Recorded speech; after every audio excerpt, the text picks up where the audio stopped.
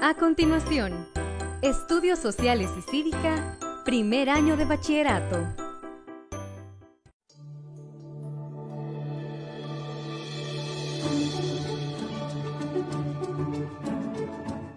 Cultura democrática.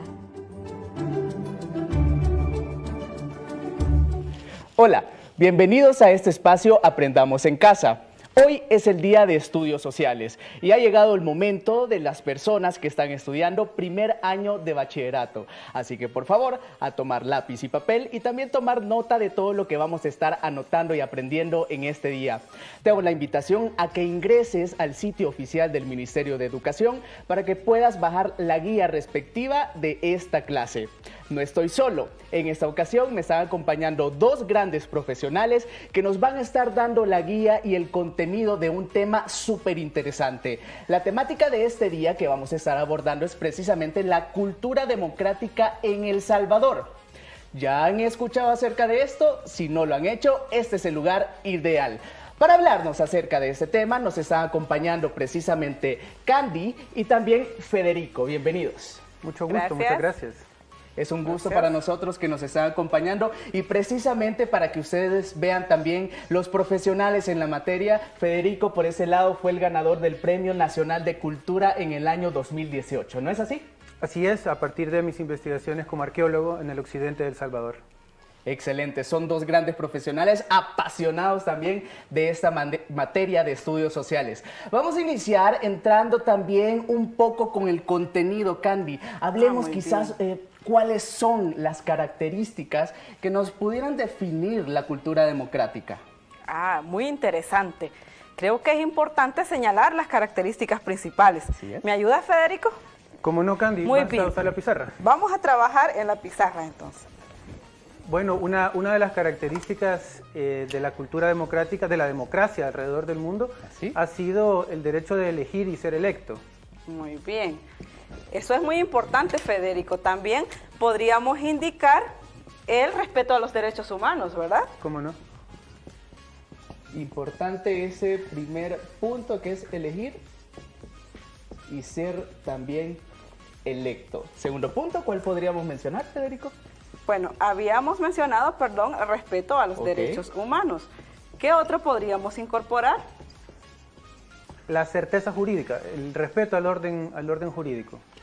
Muy bien. Cuando hablamos de esto, Candy, mientras escribe este tercer punto, me gustaría que enfatizáramos. ¿A qué hacemos referencia cuando hablamos de esto?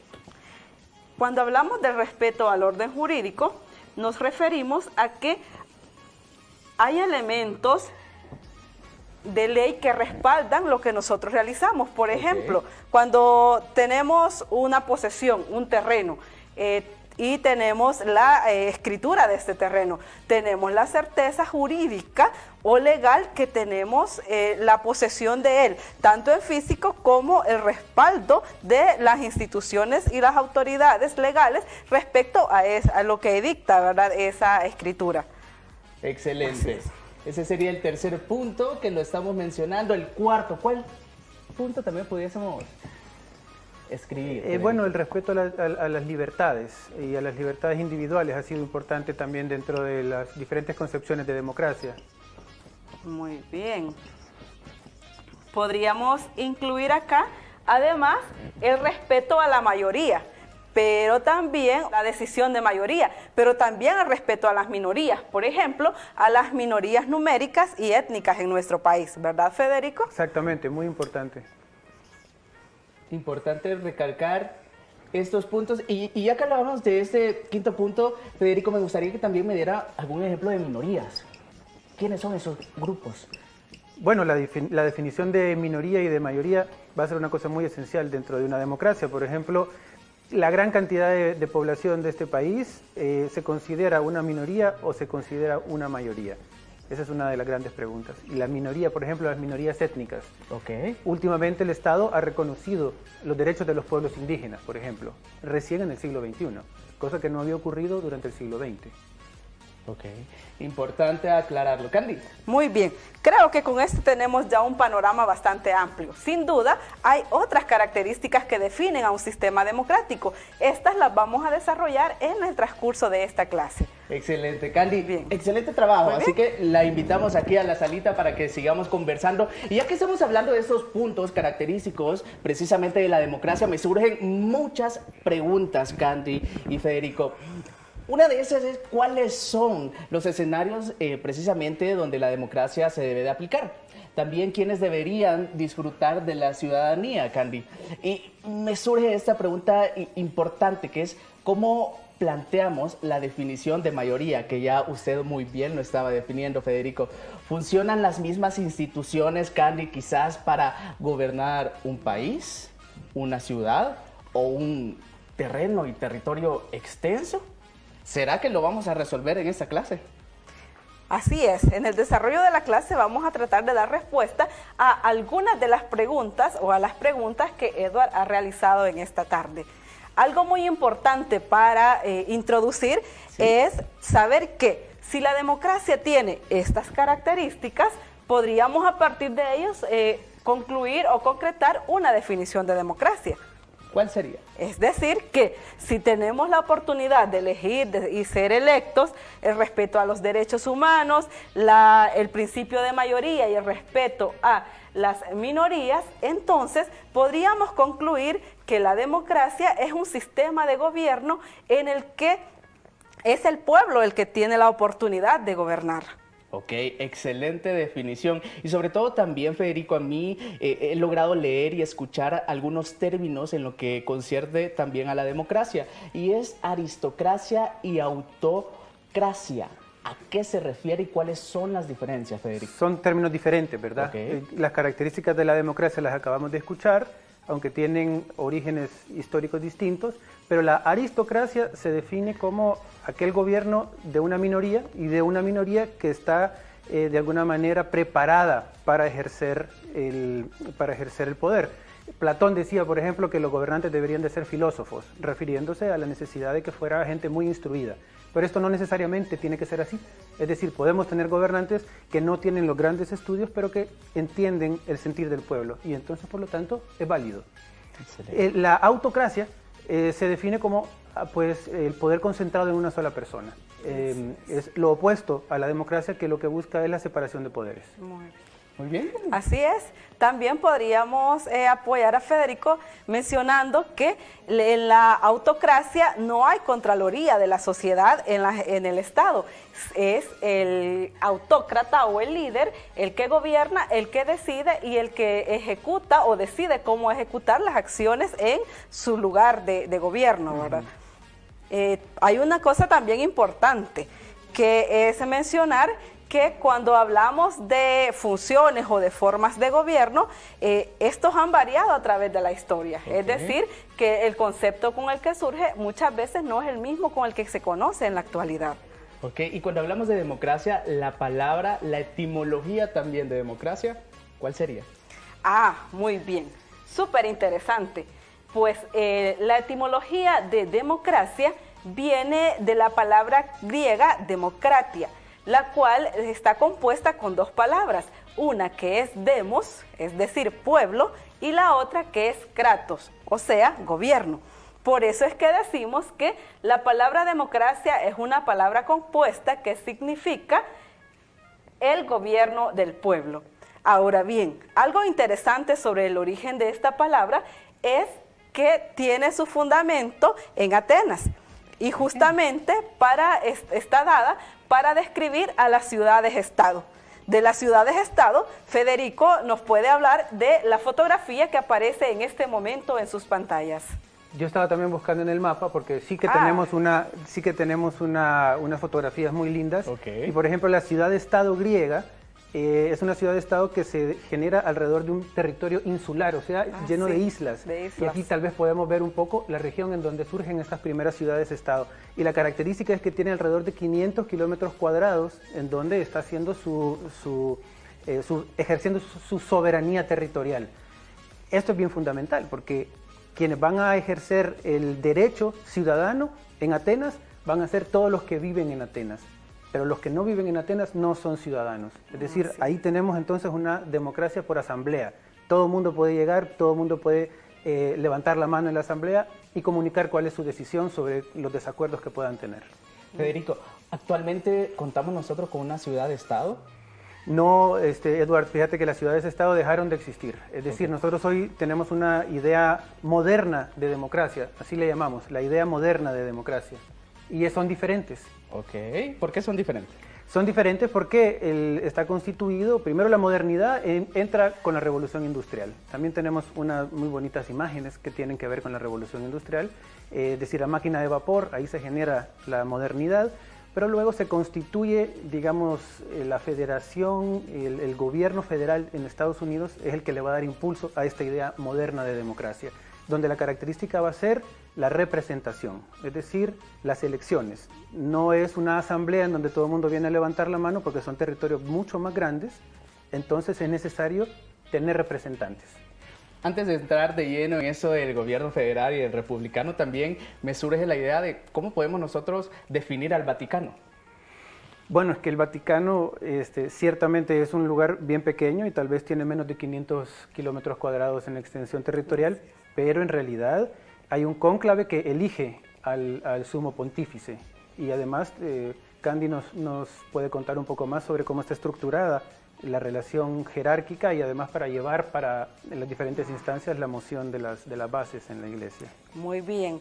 Bueno, como Federico mencionaba, en el cónclave se elige al Papa, que es conocido como el representante de Dios en la tierra. Sin embargo, recordemos que este es elegido. Entonces también está actuando en representación de todo el pueblo cristiano, en este caso el pueblo cristiano católico, ¿verdad? Y este es elegido de un grupo de personas que conforman el cónclave, que es lo que ya mencionó. Estos son los nuncios apostólicos. Estos representan a regiones también de diferentes partes del mundo. Los nuncios apostólicos son representaciones de las comisiones episcopales que representan los grupos o las directivas de obispos en un país. También estos representan a los grupos de sacerdotes de las parroquias y estos a las comunidades. Entonces, como notamos, es una serie de representaciones. Por lo tanto, no podíamos mencionar que corresponde a las características que Federico había mencionado anteriormente, de la ciudad-estado como tal. Totalmente. Es un estado moderno, pues hay que decir. Así es. Es decir, es un estado moderno, no es un estado arcaico. Y anteriormente, Federico, habías mencionado algo súper importante, que es eso del gobierno federal y el gobierno republicano. ¿Cómo lo pudiéramos definir y cuáles características son de cada uno? Bueno, una república se define porque las magistraturas son de corta duración. Esto quiere decir de que cualquiera que sea electo para ser presidente, por ejemplo, tiene un periodo específico para ser electo y hay reglas mediante las cuales se podría reelegir o no, pero ya no se puede presentar de manera prolongada e indefinida. Digamos, algunas democracias funcionan así, la mayoría. Y lo otro es que no puede haber carácter hereditario en estas investiduras. Ahí está la gran diferencia y la gran importancia de tener un gobierno que no es hereditario. Es decir, imagínate si el gobernante tiene un hijo que no está apto para gobernar. Entonces el Estado entra en un gran problema. Esta es la característica del republicano. Y el federal, la característica de los federales es que hay dos soberanías. El Estado, que tiene una separación de poderes, pero sobre ella hay una soberanía del gobierno federal. El gobierno federal va a estar encima, entonces, de una estructura estatal.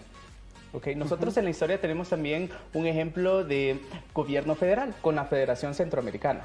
Sí, nuestra Federación Centroamericana fue posterior a la independencia de Centroamérica de España y constituyó una región con mucho potencial y además que dio pasos bien importantes hacia plantear cómo debería de ser la forma de gobierno, y era federal precisamente.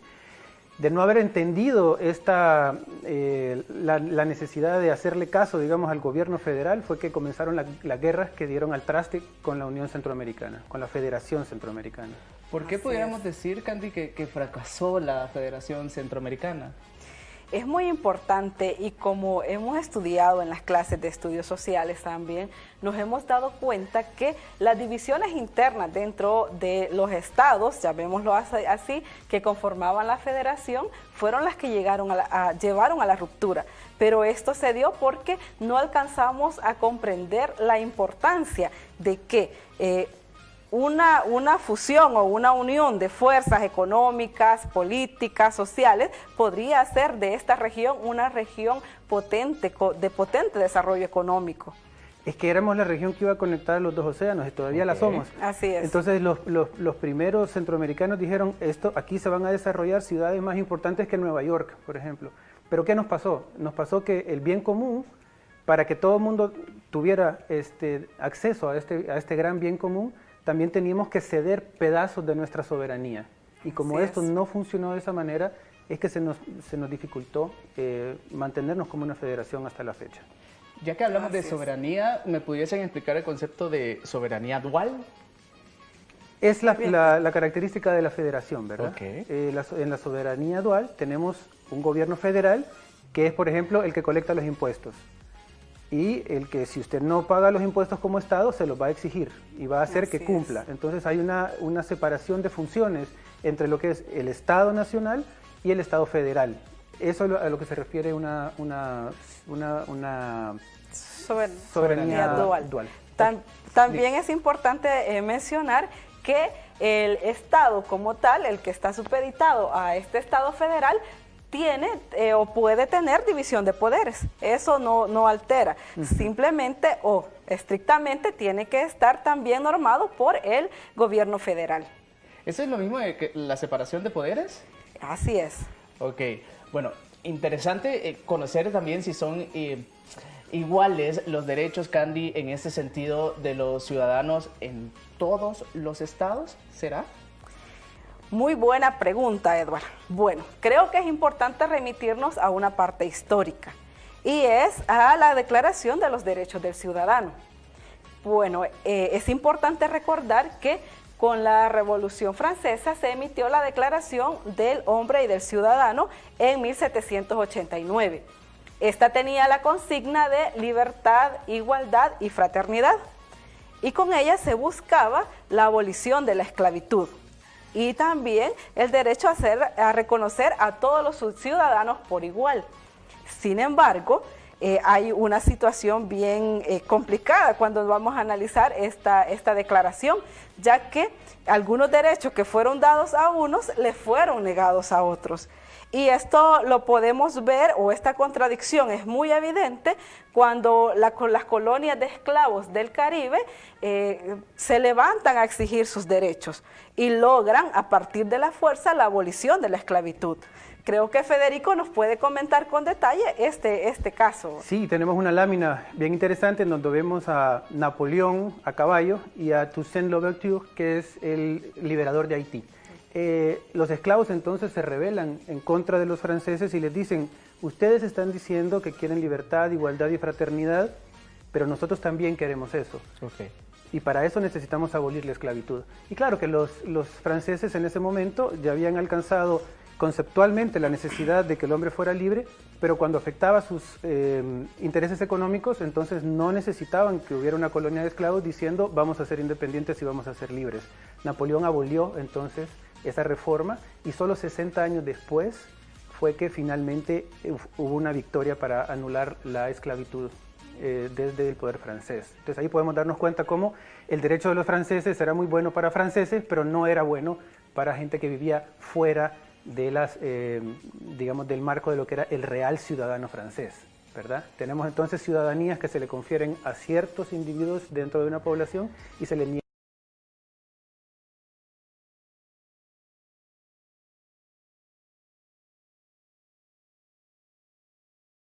niegan a otros.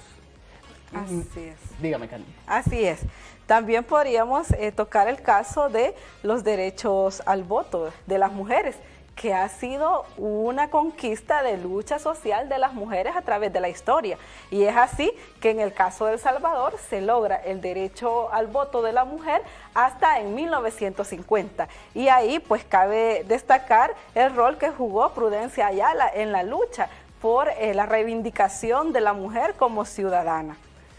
Perfecto, y veamos un cuadro también en donde vamos a ver el voto, cómo el voto fue siendo conferido a diferentes categorías sociales. Por ejemplo, fíjense, esto es bien sorprendente, pero Suiza nada menos, en 1990 pasó la última reforma para dar voto universal. Quiere decir que todavía habían provincias de Suiza donde las mujeres no votaban en la década del 90. Entonces aquí podemos ver la evolución del voto y la definición va a ser quién tiene derecho a votar, quién es ciudadano pleno y quién no va a ser ciudadano pleno.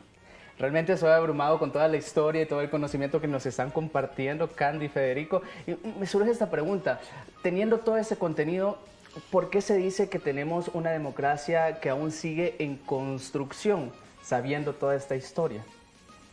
Bueno, precisamente porque esos derechos es necesario tenerlos todo el tiempo en el tapete de la negociación y solamente exigiendo los derechos es que se consiguen. Es decir, los derechos no te los vienen a regalar, sino que es necesario construirlos y además construir una cultura democrática. De eso se trata el programa de hoy, de cómo la convivencia nos va a permitir ponernos de acuerdo y nos va a permitir, bueno, tal vez no ponernos de acuerdo porque podemos estar en desacuerdo, pero saber que lo vamos a hacer en el marco de unas reglas de convivencia.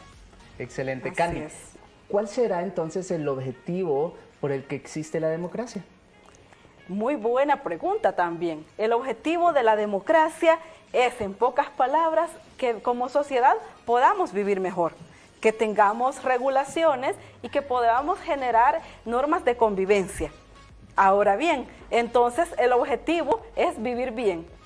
Ahora, si vivir bien implicaría asumir otro sistema que no fuese la democracia, también se puede tomar en cuenta, todo y cuando no transgreda los derechos de las personas, tenga en cuenta el respeto a los derechos humanos y tenga en cuenta también la diversidad en la que nos comunicamos y convivimos como sociedad.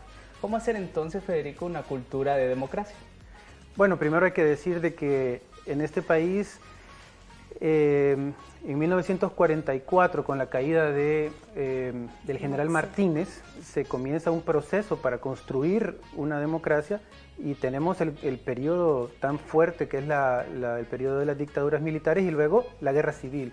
Y es justo cuando termina la guerra civil que se abre un panorama para poder establecer pues normas para un juego democrático. Por eso es que somos una democracia joven. Nosotros no podemos decir que somos una democracia consolidada. Todavía nos cuesta estar en desacuerdo y por eso es que hay que atender a lo que dice nuestra Constitución, que es que somos un gobierno republicano, representativo y la otra característica, Democrático. Y democrático. Así es. Podríamos nosotros también revisar en nuestra Constitución de la República en el artículo 85 y ver que en nuestra ley principal está constituido que somos un gobierno democrático como país. Y ya que hemos dicho que la democracia reside en el gobierno del pueblo, es importante que nosotros ejerzamos a través de la participación nuestros derechos ciudadanos. También es importante recordar que antes estos derechos solo eran conferidos al hombre, blanco y con propiedades. Ahora que se ha dado un derecho universal al voto, hay otros espacios que conquistar. Ahora ya votamos las mujeres. Ahora ya podemos ser electas las mujeres. Ahora ya votan los campesinos y pueden ser electos. Pero hay otras minorías que es necesario que sean visibilizadas en nuestra población. Por ejemplo, los pueblos indígenas, la población LGBTI y otras minorías que deben ser tomadas en cuenta porque también son sujetos de derecho. Y digo también recalcándolo porque en ocasiones los dejamos al margen y es necesario darles las libertades que merecen. Entonces, ¿cómo podríamos definir, Federico, que los ciudadanos, los adolescentes y los jóvenes que nos están sintonizando se pueden involucrar en una cultura de la democracia? Primero con la participación. Otro de los grandes conceptos es la democracia participativa, ¿verdad? Y no solo la representativa. ¿Pero de qué significa esto? Bueno, primero que ahí donde usted está, ahí en su escuela, ahí en su comunidad, ahí en su barrio, en su colonia, usted puede participar. ¿Y cómo? ¿De qué manera?